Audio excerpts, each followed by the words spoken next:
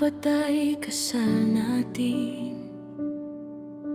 Nagising akong biglang nalulumbay.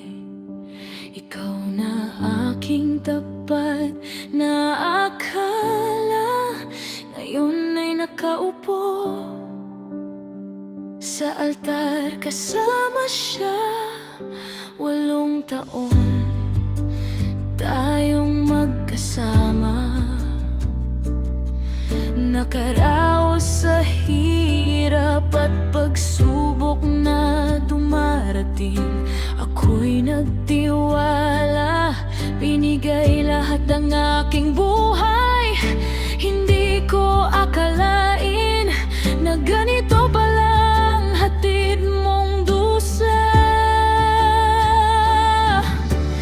Bakit ginawa mo to sa akin? Pinagpalit mo kami sa babaeng kakilala mo pa lang. Anak natin, hindi mo man lang inisip. Wala kang awa, mas pinili mong sumama sa kanya. Sobrang sakit na aking nadarama, pero kailangan kong magpakatatag para sa anak ko ngayon. Naging mabuti ako sa'yo, pati sa magulang mo ay inalagaan.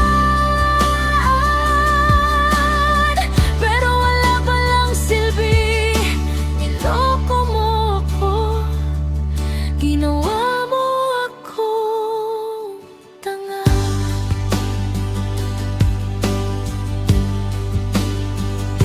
Bakit wala ako sa iyong totoo mong pangako, na tayo hanggang dulo, na tayo ay magsasama? Ngunit ngayon ay nakikita kitang masaya kasama ang babaeng kailanman ay hindi ako. Pinahiya mo ako sa harap ng lahat.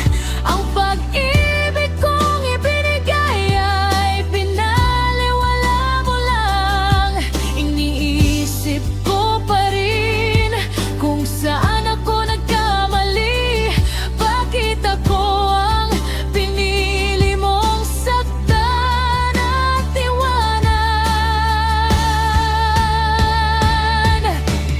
Bakit ginawa mo to sa akin? Pinagpalit mo kami sa babae kakilala mo pa lang. Anak natin, hindi mo man lang inisip.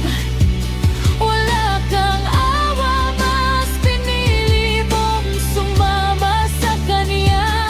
Sobrang sakit na aking nadarama, pero kailangan kong magpakatatag para sa anak ko ngayon.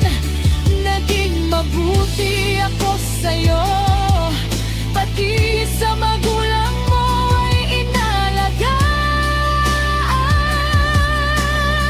Pero wala palang silbi, niloko mo ako, ginawa mo akong tanga. Hindi na ako hihiling pa na bumalik ka. Natuto na akong harapin ang katotohanan para sa aking anak.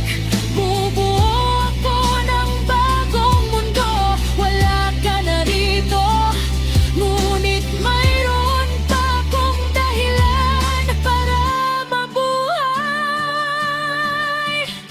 Pinili mo siya sa halip na kami, ngunit hindi ako mawawalan ng lakas para sa aking anak.